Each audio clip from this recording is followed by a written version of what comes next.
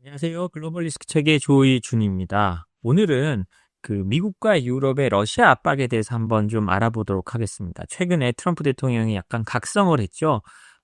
뭐냐, 자기가 중재하면 잘 될 줄 알았는데 푸틴이 자기 말 듣지도 않는 거예요. 알래스카에서 그렇게 하고 했는데 계속 푸틴은 시간 끌기로 나오고, 트럼프도 이제는 좀 깨닫겠죠. 이제는 좀 깨닫겠지만 어찌됐든 트럼프가 이제 본격적으로 압박을 하고 있습니다. 그러면서 자기들보다는 유럽에 더 빨리 끊어라. 러시아 에너지 수입 빨리 끊어라. 라고 하고 있는데요. 이제 러시아 에너지 수입했다고 인도 같은데 관세를 매겨놨는데 그것만 해도 인도도 굴복하지 않고 아직까지 전 세계에 잘 메시지가 전달되고 있지 않는 것 같아요. 미국이 결기를 가지고 중국이나 그다음에 중국에서 러시아를 돕는 대형 은행을 제재한다든지 이런 식으로 해야 되는데 그런 건 하지 않고 일단 자기 쉬운 길, EU 압박의 길을 먼저 나서고 있습니다. 그거 한번 살펴보도록 하겠습니다. 폰데라이언이요. 트럼프 대통령의 요구에 따라 에너지 수입 조기 중단을 시사했는데요. 우르줄라 폰데라이엔 유럽 연합 집행위원장은요, 2기 임기 시작 후 첫 정례 연설에서요, 러시아산 에너지 수입 중단 시기를 앞당길 수 있다고 밝히면서 대러 제재 강화 방침을 시사했습니다. 원래는 2027년 정도까지 다 하기로 했는데 이걸 땡긴다는 건 아마 26년 정도까지 아니면 더 빨리 땡기겠다는 거죠. 그리고 동결된 러시아 자산을 활용한 우크라이나 지원도 검토하겠다고 했는데요. 원금을 건드리지 않겠다라고 했는데 이거는 좀 논란이 있습니다. EU에서는 몰수해야 된다는 얘기도 많거든요. 그래서 이 문제는 앞으로 계속 논란이 될 것 같습니다. 어쨌든 그 내용을 살펴보면요. 폰데라이엔 집행위원장은요. 프랑스 스트라스부르에서 열린 유럽의회 연례정책연설에서요. EU 당국이 준비 중인 제19차 대러 제재 패키지를 언급하면서 러시아산 화석연료 퇴출을 가속화할 방안을 검토하고 있다라고 했습니다. 지난 6월에 EU는 2027년 12월 31일까지 단계적으로 러시아산 에너지를 퇴출하는 로드맵을 발표했는데요. 폰데라이엔이 19차 제재를 검토하면서 가속화하겠다는 거는요. 이거를 좀 더 땡겨라 라는 뜻으로 보입니다. 왜 그러냐면 크리스 라이트 미 에너지부 장관이요. 최근 언론에서요. 그냥 인터뷰에서 말한 겁니다. 유럽이 러시아 에너지 구매를 끊는다면 미국이 더 강경한 제재 입장을 취할 것이라고 주장을 했거든요. 지금 러시아의 최고 전쟁 수입원이 뭡니까? 바로 원유 수출입니다. 러시아는 사실 그 원유 수출이 거의 전부, 원유와 광물 같은 자원 수출이 거의 전부라고 할 수 있습니다. 과거와 달리 러시아가 이제 기술이나 이런 걸 수출하는 게 아니고 그 기술을 수입하기도 굉장히 어렵거든요. 그렇지만 이제 이 원유나 광물 자원은 러시아가 바로 수출할 수 있어서 지금까지 이게 거의 러시아 전쟁 자금의 대부분을 차지했고요. 러시아 연방 전체 예산의 40%가 전쟁으로 써있는 중에서도 러시아가 경제 성장을 유지하며 국가 경제를 지탱할 수 있는 밑바탕이 되고 있었던 거죠. 트럼프 대통령 역시 지난 9일 미 EU 고위급 회의에서요. 전화 발언을 통해서 러시아산 석유를 구매하는 중국과 인도에 최고 100% 관세를 부과해야 된다고 주장했습니다. 이는 러시아 전쟁 자금 조달의 핵심 축인 에너지 수출을 차단하기 위한 거지만 EU 입장에서 이걸 받아들일지 안 받아들일지 모릅니다. 미국도 안 하고 있잖아요. 미국도 중국, 인도에 100% 하지 않고 인도에만 25% 부과해서 기존의 25%랑 합해서 50%의 관세를 부과하는데요. 트럼프가 요구하는 건 이겁니다. EU에게 중국으로 확전해라. 니들이 중국과 무역 전쟁을 벌여라. 그래야 우리가 우크라이나 전쟁을 통한 러시아 제재를 도와주겠다라는 겁니다. EU 입장에서 이걸 어떻게 할지 참 고민이 될 텐데요. EU도 다 알고 있습니다. 중국이 러시아의 돈줄이라는 걸. 제가 이 방송에서 여러 번 말했지만요. 러시아로 들어가는 무기의 약 한 90% 부품이 중국에서 들어옵니다. 어떤 데는 80%라는 것도 있지만 중국이 러시아의 생명줄이니까 EU 입장에서는 이 전쟁을 끝내려면 중국을 단속하고 중국이 더 이상 못하게 해야 되는 거거든요. 근데 EU는 그렇게 하고 있지 않습니다. 왜냐? 중국이 자신들의 최대 시장이기 때문이죠. 그러면서 러시아와의 전쟁을 끝내야 되겠다고 하는 것은 EU 특유의 위선이라고 저는 생각을 합니다. 그리고 또 첨예한 이슈가 하나 있죠. 러시아 압박에서요. EU가 러시아의 동결된 자산을 몰수하느냐 마느냐입니다. 전 세계에 러시아의 중앙은행에 동결된 자산은 약 3,500억 달러. 우리 돈으로 예전에 한 450조 정도 됐는데 지금 환율로 하면 더 많겠죠. 그 정도 되는 돈이 있는데요. 그거를 지금까지는 그 동결 자산을 굴린 이자를 가지고 우크라이나를 지원해 줬는데 지금 그게 아닙니다. 발트 3국이나 아니면 러시아의 강경한 북유럽 국가들은 동결된 러시아 자산을 활용해서 우크라이나에 전쟁을 지원해야 되는데 그 동결된 자산을 어떡하냐? 이건 몰수해야 된다라고 말합니다. 몰수해서 우크라이나를 아예 줘서 전쟁 자금으로 활용하고 재건 자금으로 쓰자는 거거든요. 근데 문제는 있습니다. 이걸 몰수하고 나면 다른 나라들이 이상하다. 그러면 우리는 이제 유럽에 돈을 맡기면 얘들이 언제든 우리 돈을 몰수할 수 있겠네. 이런 시스템 리스크가 벌어질 수 있습니다. 그러니까 금융시장이 흔들릴 수 있는 거죠. 그래서 유럽연합이나 대부분의 이제 큰 나라 정부들은 굉장히 민감한 모습을 보이고 거기에 대해 유보적인 입장을 보이고 있습니다만 이제 워낙 압박이 시작되니까 폰데라이언도 여기에 대한 입장을 밝힌 겁니다. 그거는 어떻게 말했냐면요. 폰데라이언은 러시아의 동결 자산을 기반으로 우크라이나 전쟁 지원 자금을 조달할 새로운 방안이 필요하다면서 자산 원금을 건드리지 않고 현금 잔고를 활용해서 우크라이나에 배상금 대출을 제공하는 아이디어를 제시했습니다. 우크라이나는 러시아가 실제 배상금을 지급할 때 대출을 상환하는 방식으로 위험 부담은 EU 회원국이 공동으로 지게 된다고 설명했습니다. 그러니까 근데 이게 사실은 말은 그렇지만 러시아가 실제 배상금을 지불할 가능성이 낮잖아요. 그러니까 어찌됐든 현 시점에서 원금은 건드리지 않겠지만 러시아가 배상금을 지불하지 않는다면 원금을 건드려야 되는 시기도 오는 겁니다. 어찌됐든 지금은 건드리지 않는 그런 모습을 보이면서 우크라이나에 대한 지원을 훨씬 더 늘리겠다는 거죠. 이런 걸로 볼 때 폰데라이언 위원장은 일부 회원국들이 주장하는 동결 자산의 원금 몰수는 당장 고려하지 않고 있는 것으로 보입니다. 이는 각국 중앙은행이 자산은 몰수할 수 없다는 국제법적 논란을 피하면서도 자산 활용도를 높여 우크라이나 지원을 강화하겠다는 현실적인 접근으로 보이는데요. 결국 이거는 엄청난 논란 속에 빠져들 겁니다. EU 내부에서는요, 헝가리와 슬로바키아 같이 좀 이따 살펴볼 테지만요, 추가 대러 제재를 반대하는 나라도 있고, 발트 3국과 폴란드 같이 더 강력한 제재를 부과하는 나라들도 있어서 계속 논쟁이 되고 있습니다. 이번에 폴란드에서는 큰일이 있었죠. 러시아 드론이 폴란드 국경을 넘어와서 폴란드에서 그걸 격추하기도 했습니다. 이건 상당히 큰일입니다. 우리나라에 어느 날 갑자기 중국 드론이 날아와서 우리 공군이 격추했다고 생각해 보십시오. 굉장히 큰 문제잖아요. 그래서 이런 부분들이 EU 내에서 굉장히 이슈가 되고요. EU의 어떤 앞으로 계속되는 단합이냐 아니냐라는 것까지 규정할 수 있는 큰 지금 논쟁이 벌어질 것으로 보입니다. 특히 에너지 퇴출을 공식화하면요. 금방 말한 헝가리와 슬로바키아 이런 데는 러시아산 에너지에 대거 의존하고 있습니다. 이런 나라들이 반발할 수도 있고 결국 EU는 이런 제재를 하거나 수출 통제를 하는데 만장일치가 필요하거든요. 이 만장일치제가 무너지는 계기가 될 수도 있습니다. 요거는 요 다음 소식에서 한 번 더 알아보겠습니다. 이렇게 압박을 강화하는 속에서요. 헝가리와 슬로바키아가 러시아 인사 6명을 제외 안 하면 EU 제재를 연장하지 않을 것이라고 했습니다. 아까 금방 말씀드렸듯이 EU 제재는 만장일치로 됩니다. 만장일치로 돼야 되는데 슬로바키아와 헝가리가 우리가 말하는 러시아인 6명을 제재 대상에서 해제하지 않을 경우 우리는 제재 연장에 동의할 수 없다라고 하는 겁니다.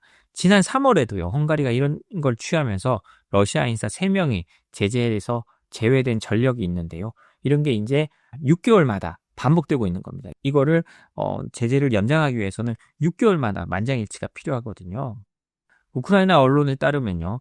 헝가리는 러시아인 4명의 제재 해제를 요구했고 슬로바키아는 2명의 제재를 요구했다고 합니다. 다만 양국은 아직 구체적인 임명은 공개하지 않았는데요. 지난 3월에도 헝가리의 요청으로 2,400명 이상이 포함된 대러 제재 명단에서 4명을 제외했습니다. 지난 4월에 제재 해제된 사람입니다. 제재 해제된 인물은 전 유로캠 대표인 블라디미르 라셰프스키, 그 다음에 알레시에르 우스마노프의 여동생 굴바오르 이스마일로바, 그리고 러시아 스포츠부 장관, 사업가 이런 사람들입니다. 유로캠은 세계 최대 규모의 광물 비료 생산 업체로 알려져 있는데요. 이렇게 이제 자신들의 이해관계에 맞춰서 이런 사람들을 제재 해제를 해달라고 하고 있는 겁니다. 아마 지금 헝가리와 슬로바키아가 요구하는 사람들도 그 당시와 크게 다르지는 않을 것으로 보입니다. 때문에 EU 내에서는요, 헝가리와 슬로바키아, 특히 헝가리에 대한 피로감이 굉장히 커지고 있는데요. 오르반 총리가 오면 EU의 다른 정상들이 몸을 돌리거나 악수를 하지 않고 아예 외면하는 그런 퍼포먼스를 하기도 합니다. 그냥 약간 어떻게 생각하면 약간 나치 같다. 이런 생각까지도 하고 있는 거죠. 너는 나치의 부역자야 라고까지 생각하면서 EU의 정상들이 좀 혐오감까지 표현하고 있는 겁니다. 근데 오르반 총리는 거의 굴하지 않고 있습니다. 오르반 총리는 최근 EU 정상회의에서도요.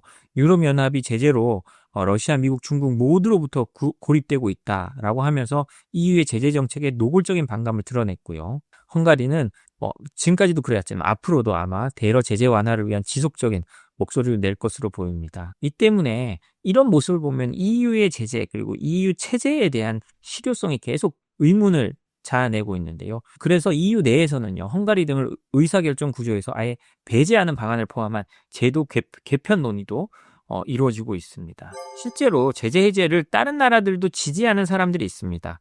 EU 회원 7개국이요. 러시아 억만장자 프리드만의 제재 해제를 지지하고 있는데요. 이 프리드만이 어떤 사람인지를 한번 보겠습니다. 이 프리드만은요. 소련 점령하에 우크라이나 출신으로 러시아에서 부를 쌓고 2015년에 런던으로 이주했는데요.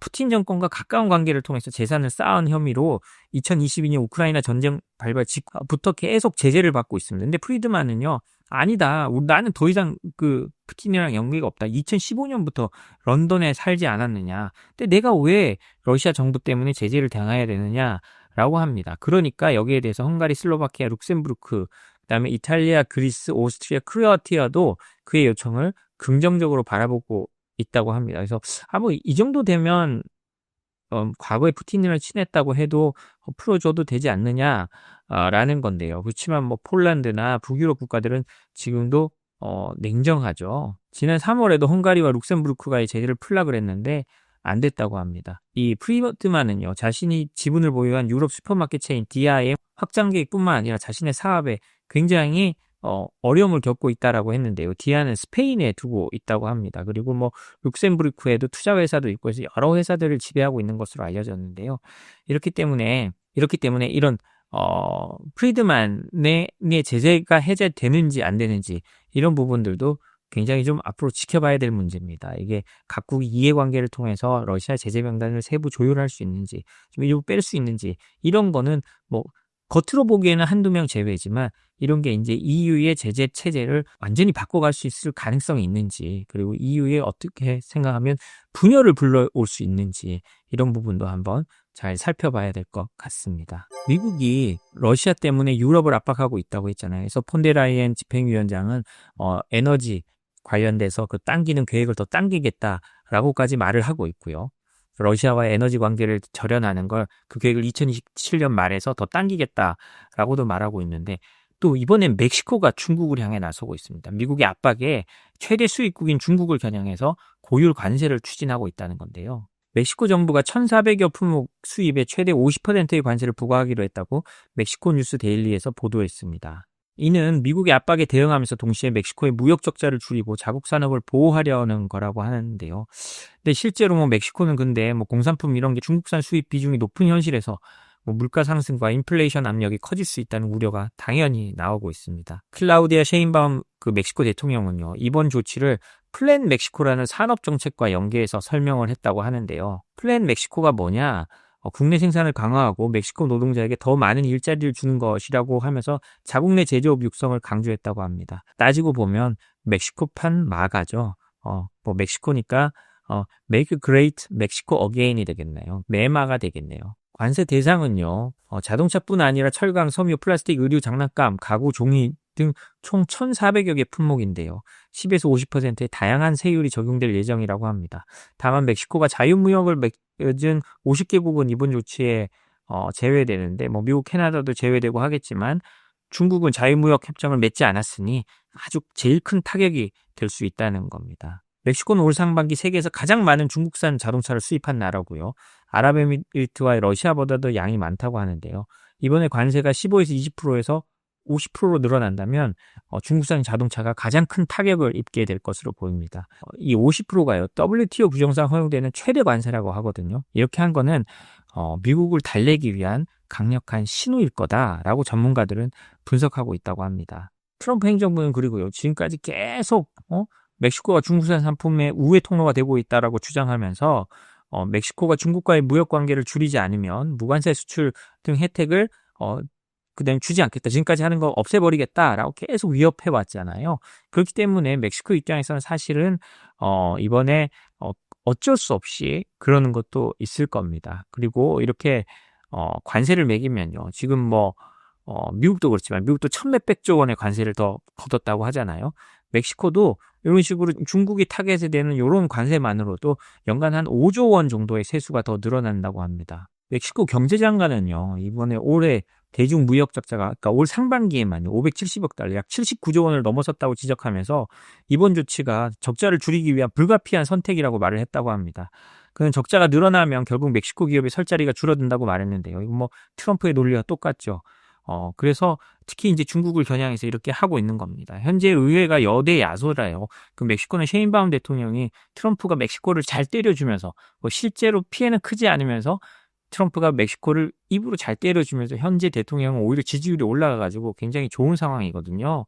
그래서 멕시코가 여대 야소인 상황에서 상당히 이번 관세 부과는 통과될 가능성이 높다고 합니다. 근데 이런 걸 보면 멕시코에 놓여 있는 딜레마가 보이죠. 미국을 당연히 지리적이나 뭐나 미국을 따라야 하지만 중국과의 관계를 악화시키지 않기 위해서 어떻게 해야 될까? 이런 고민들이 이제 앞으로 계속 멕시코에게는 놓여질 것 같습니다.